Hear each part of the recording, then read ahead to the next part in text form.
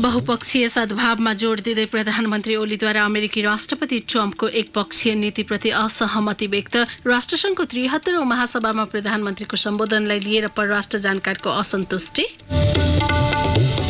नजिकिएको चाडपर्वलाई लक्षित गरी सरकारद्वारा काठमाडौँ उपत्यका सहित 47 स्थानमा सुपथ मूल्य पसल सञ्चालनमा।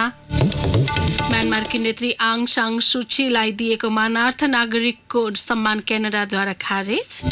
र साफ अन्डर 18 महिला च्याम्पियनसिप फुटबलमा नेपालले आज पाकिस्तानसँग प्रतिस्पर्धा गर्दै एसिया कप क्रिकेटको उपाधिका लागि भारत र बङ्गलादेश भेट्दै। नमस्कार, कान्तिपुर डायरीका साथमा साथी रमेश र म इन्द्रलक्ष्मी। समाचार अब विस्तारमा। नेपालले अमेरिकाको एकपक्षीय नीतिप्रति असहमति जनाएको छ। संयुक्त राष्ट्रसङ्घको 73औं महासभालाई गैरराती सम्बोधन गर्दै प्रधानमन्त्री केपी शर्मा ओलीले बहुपक्षीय सद्भाव हाल विश्वको आवश्यकता रहेको बताउनुभयो। अमेरिकी राष्ट्रपति डोनाल्ड ट्रम्पको एकपक्षीय नीतिको विपक्षमा नेपाल उभिएको हो। अमेरिकाको न्युयोर्कमा जारी महासभामा सम्बोधन गर्दै प्रधानमन्त्री ओलीले अन्तर्राष्ट्रिय कानुनप्रतिको पवित्रता कायम गर्नुपर्नेमा जोड दिनुभयो। विश्वस्तरका समस्या समाधानका लागि साझेदारी र सहयोगको नीति अपनाउनु पर्नेमा जोड दिँदै प्रधानमन्त्री ओलीले नेपाल मानवाधिकारको संरक्षण, सुरक्षा र समानताको पक्षमा रहेको स्पष्ट पार्नुभयो। तिनै तहको निर्वाचनपछि नेपालले प्राप्त गरेका राजनीतिक उपलब्धिबारे पहिलो पटक विश्व फोरममा जानकारी गराउँदै प्रधानमन्त्री ओलीले वार्ता, आपसी सद्भावका कारण शान्ति प्रक्रिया सफल भएको बताउनुभयो। नेपालको संविधान, लोकतन्त्र, स्वतन्त्रता, शक्तिको बाँडफाँड, स्वतन्त्र न्यायालय, आवधिक चुनाव लगायतका विषयमा स्पष्ट रहेको प्रधानमन्त्रीले बताउनुभयो।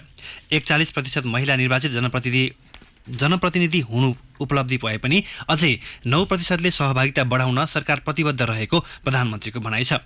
बिना कुनै शत्रुता सबैसँग मित्रताको पक्षमा नेपाली परराष्ट्र नीति रहेको प्रधानमन्त्रीको भनाइ छ। स्वतन्त्रताको लडाईँमा रहेका यमन, सिरिया, प्यालेस्टाइनका जनताको मागको सुनवाई हुनुपर्नेमा समेत प्रधानमन्त्रीको जोड थियो। प्रवासी श्रमिकहरूको मानव अधिकारको सुरक्षा सरकारको प्राथमिकता रहेको प्रधानमन्त्रीले बताउनु भएको छ। मुलुकले प्राप्त गरेका राजनीतिक उपलब्धिबारे विश्व समुदायलाई जानकारी दिने तथा नयाँ सरकार छिमेकी केन्द्रित राजनीतिभन्दा बाहिर जान चाहेको सन्देश नेपाल सरकारले दिन चाहेको छ। बिना एजेन्डा संयुक्त राष्ट्रसङ्घको 73औं महासभामा सहभागी हुन अमेरिका उडेको प्रधानमन्त्री केपी शर्मा ओली नेतृत्वको टोली यो बेला अन्तर्राष्ट्रिय फोरम प्रयोग गर्दै उच्चस्तरीय राजनीतिक भेटवार्तामा व्यस्त छ। खासै नौलो एजेन्डा प्रस्तुत नगरे पनि प्रधानमन्त्री ओलीले विश्व फोरममा नेपालको सम्भावनाबारे जानकारी दिने प्रयास जारी राख्नु भएको छ। एक रिपोर्ट। मुलुकभित्र आफ्नै निकट सहकर्मीबाट तीव्र आलोचना खेप्दै आएका प्रधानमन्त्री केपी शर्मा ओलीले यो बेला नेपाल र नेपालीले प्राप्त गरेका पछिल्ला उपलब्धिबारे जानकारी दिन अन्तर्राष्ट्रिय फोरमको भरपूर प्रयोग गरिरहनु भएको छ। त्यति मात्र होइन, नेपालका हितैषी सबै मुलुकका प्रतिनिधिसँग छुट्टा छुट्टै भेटवार्ता गर्दै ओलीले नेपालको विकासमा साझेदारी गर्न आग्रह गर्दै आउनु भएको छ।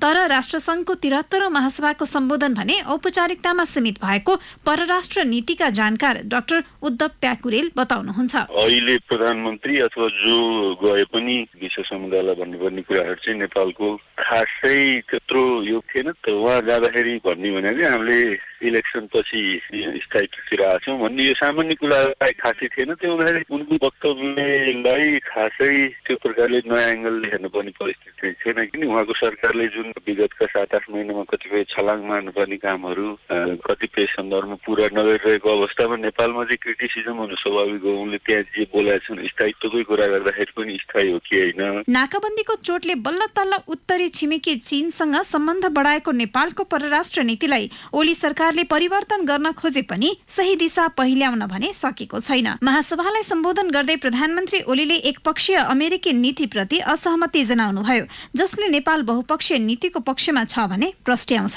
Our foreign policy guides us to maintain amity with all and enmity with none.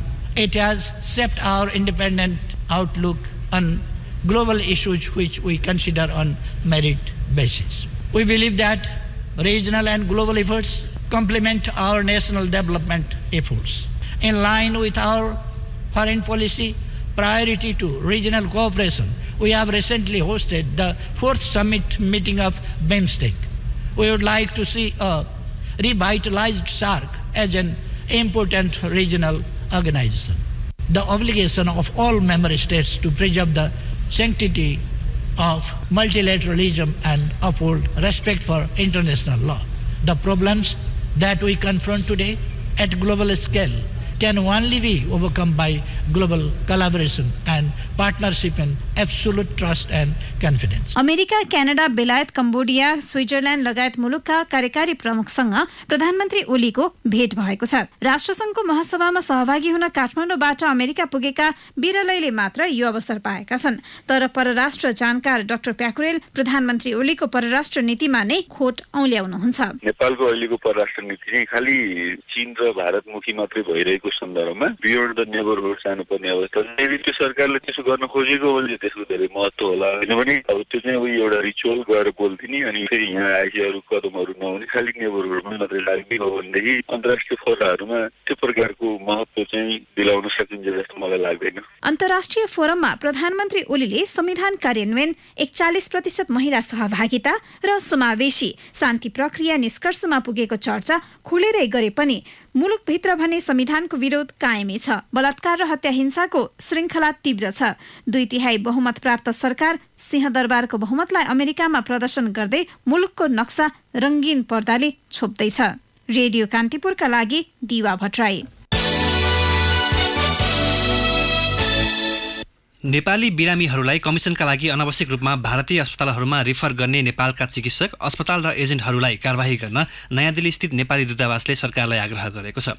कमिसनकै लागि भारतीय अस्पतालहरूमा बिरामी पठाउने व्यक्ति तथा संस्थाको पहिचानका लागि गृह मन्त्रालय, स्थानीय प्रशासन, नेपाल मेडिकल काउन्सिल, उपभोक्ता संरक्षण विभागको समन्वयमा तत्काल अनुसन्धान गर्न दूतावासले सुझाव दिएको छ। नेपाली दूतावासले कमिसनकै कारण नेपाली बिरामीहरूलाई अनावश्यक रूपमा भारतका क्लिनिक, नर्सिङ होम र अस्पतालहरूमा रिफर गरिने गरेको ठहर गर्दै त्यसरी रिफर गर्ने व्यक्ति तथा संस्थालाई कारबाहीका प्रक्रियाका लागि सिफारिस गरेको हो। उपचारका लागि भारतमा आउने नेपाली बिरामीहरूमाथि दिल्लीका डाक्टर तथा स्वास्थ्य संस्थाहरूले चर्को आर्थिक शोषण गर्ने गरेको गुनासो बढ्दै गएपछि दूतावासले यस्तो कदम चालेको हो। दिल्ली स्थित एक प्रतिष्ठानका स्वास्थ्य संस्थाका उच्च अधिकारीले नाम उल्लेख नगर्ने शर्तमा केही साता अघि कान्तिपुरसँग गरेको कुराकानीमा नेपाली बिरामी पठाए बापत प्रति बिरामी 15% कमिसन दिइने गरेको स्वीकार गरेका थिए। त्यसरी रिफर गरिएका बिरामीहरूसँग ती स्वास्थ्य संस्थाले 10 देखि 35% थप रकम लिएर कमिसन खर्च गर्ने गरेका छन् र त्यसरी दिइने कमिसनलाई विभिन्न अनधिकृत च्यानल मार्फत नेपाल पठाइने गरिएको छ।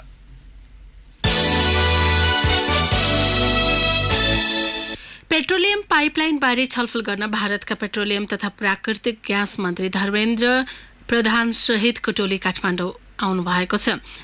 आल निगमका प्रवक्ता वीरेन्द्र गोयतका अनुसार मन्त्री प्रधान सहितको टोली बिहान 9:30 बजे काठमाडौँ ओर्लिएको हो। गोयतका अनुसार मन्त्री सहितको टोलीले निर्माणाधीन पेट्रोलियम पाइपलाइन, ग्यास सम्बन्धी छलफल र अवलोकन गर्ने कार्यक्रम छ।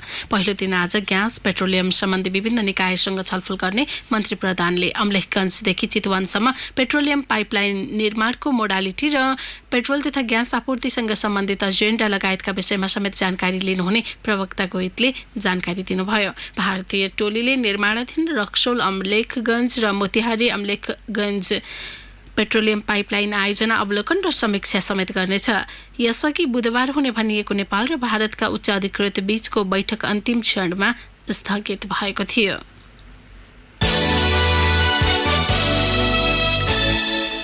काठमाडौँ छिर्ने मुख्य नाका कलङ्की नागढुङ्गा सडकको दुरावस्थाको विरोध गर्दै आज स्थानीयले प्रदर्शन गरेका छन्। दिनहुँ खेप्नु परेको शास्तिको विरोधमा उनीहरूले 2 घण्टा सडक बन्द गराए।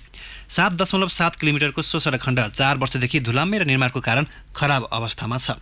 तत्काल सडकको अवस्था सुधार गर्न स्थानीयले सडकमा नाराबाजी गरेका थिए। बिहान भएको प्रदर्शनका कारण सो सडक खण्ड भएर काठमाडौँ छिर्ने सवारी साधन अलपत्र परेका थिए। सर्वसाधारणको विरोधका कारण रोकिएका सवारी साधनको लामो ताँतीका कारण केही समय अघि खुलेको सडक अपराह्नबाट मात्र सहज बन्ने ट्राफिक प्रहरीले जनाएको छ।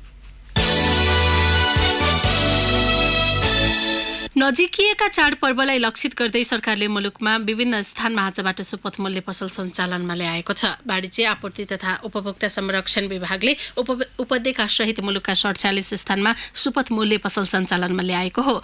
यी पसल आगामी कार्तिक 23 गतेसम्म सञ्चालनमा रहनेछन्। विभागले खाद्य संस्थान, साल्ट ट्रेडिङ कर्पोरेसन, दुग्ध विकास संस्थान मार्फत सुपथ मूल्य पसल सञ्चालन गरेको हो। यस्ता पसलहरूबाट उपभोक्ताले 5 देखि 10% सहुलियत मूल्यमा सामान खरिद गर्न सक्ने विभागले जनाएको छ। त्यसबाहेक विभागले उपत्यकाका विभिन्न स्थानमा घुम्ती सेवा पनि सञ्चालन गर्ने तयारी गरेको छ। कान्तिपुर डायरीमा अब ब्रेकको पालो। अब बाँकी प्रसङ्ग श्रम सम्झौताको मस्यौदालाई अन्तिम रूप दिने बारे नेपाल प्रतिनिधिमण्डल र मलेसियाका उच्च अधिकारी बीच आज निर्णायक छलफल हुँदैछ।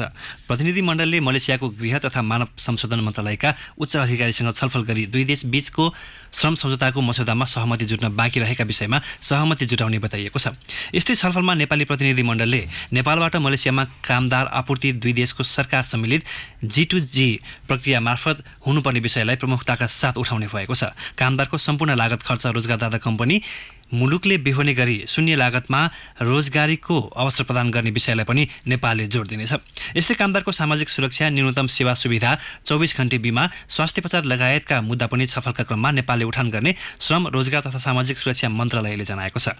नेपाल र मलेसियाको श्रम सम्बन्धको 17 वर्षीय इतिहासमा दुई देशका अधिकृत बीच श्रम सम्झौताको विषयमा हुन लागेको यो पहिलो बैठक हो।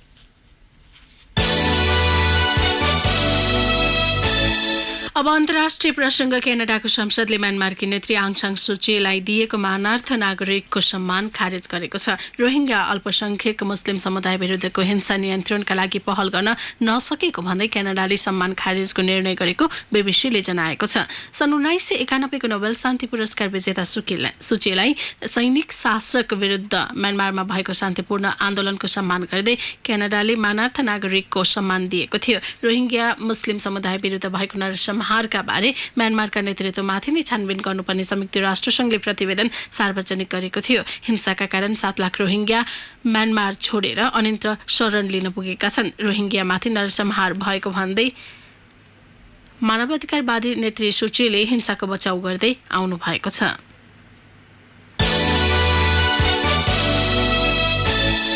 अब खेल प्रसङ्ग। भुटानमा आज सुरु हुने अन्डर 18 साफ वुमन्स च्याम्पियनसिपमा नेपालले पाकिस्तानसँग प्रतिस्पर्धा गर्दैछ। खेल थिम्पू स्थित चाङली मिथाङ रङ्गशालामा नेपाली समयअनुसार राति 7:15 बजे सुरु हुनेछ। पाकिस्तानलाई हराउन सके नेपाल एक खेल अगावै प्रतियोगिताको सेमी फाइनलमा प्रवेश गर्नेछ। नेपालले समूहको दोस्रो खेलमा मङ्गलबार बङ्गलादेशको सामना गर्नेछ। प्रतियोगिताको उद्घाटन खेलमा अपराह्न 4:15 बजे आयोजक भुटान र इन्डिया सोही मैदानमा आम्ने-सामने हुनेछन्। समूह एमा भुटान, इन्डिया र मालदिप्स रहेका छन्। श्रीलङ्काले अन्तिम समयमा प्रतियोगितामा सहभागी नहुने जनाएपछि 6 टोलीले प्रतियोगिता खेल्न लागेका हुन्।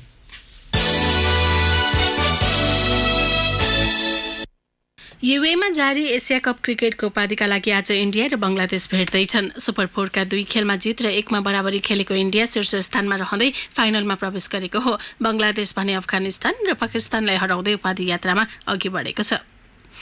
सुपर 4 को खेलमा बङ्गलादेश इन्डियासँग पराजित भएको थियो। दुबई स्थित अन्तर्राष्ट्रिय क्रिकेट मैदानमा नेपाली समयअनुसार साँझ 5:15 बजे हुने खेल बङ्गलादेशलाई यसअघि भोगेको हारको बदला लिँदै पहिलो पटक एसिया कप जित्ने अवसर प्राप्त हुनेछ। इन्डिया भने बङ्गलादेश विरुद्ध जितको श्रृङ्खला जारी राख्दै प्रतियोगिताको 7औं उपाधि जित्ने दाउमा रहनेछ। अघिल्लो संस्करणको फाइनलमा पनि यी दुई टोली भिडेका थिए, जसमा इन्डियाले 8 विकेटको प्रभावशाली जित हात पारेको थियो। हवस्, यिनै प्रसङ्गसँगै कान्तिपुर डायरीको यो बुलेटिन यहीँ सकिन्छ। दिउँसो 1 बजे डिस्ट्रिक्ट डायरीका साथमा उपस्थित हुनेछौँ। तबसम्मलाई साथी रमेश र म इन्द्रलक्ष्मी बिदा हुन्छौँ। नमस्कार।